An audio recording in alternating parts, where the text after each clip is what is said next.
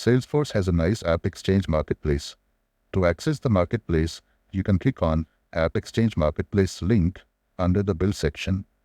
Any developer could build an app and publish it on AppExchange. It is like App Store for apps that run on the Salesforce platform. The developer can choose to make the app free or paid. As you can see, there are apps in various domains like sales, marketing, IT, ERP, and even collaboration. Let me quickly search for an app on the lines of project management. As you can see, there are a whole bunch of apps, and some of them with a lot of reviews even. Let me check out this app, TaskRail, for project management. Looks like it has some nice reviews. It costs $19 per user per month. You can try the app before buying. Most of them offer a trial period as well.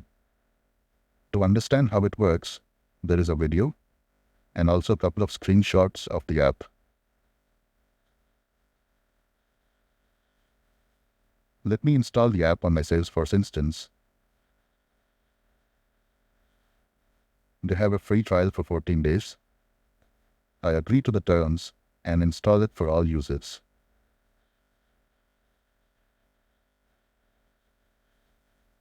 This installation might take a while. Let me refresh the page. Looks like the app is installed. I can go run the app.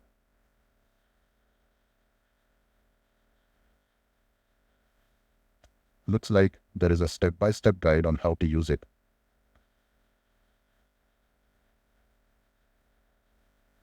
You can now use this app for project management. The point is, when you have a requirement for an application, you don't have to start building one. You can check out the AppExchange if something works for you, install, and try it out.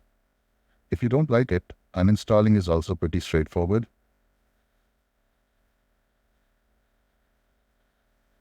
You can click on uninstall, and there it goes.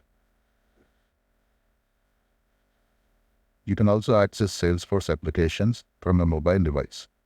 Salesforce One is a brand new way to experience Chatter, CRM, and custom apps in a unified way from any device. There's an app for both Android and iPhones. Install the app and try playing around.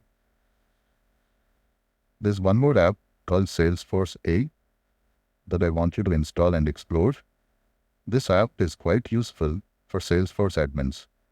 Admins can use it to edit, unlock, freeze, and deactivate user accounts, reset passwords, and assign permission sets. Try to install the app and explore it.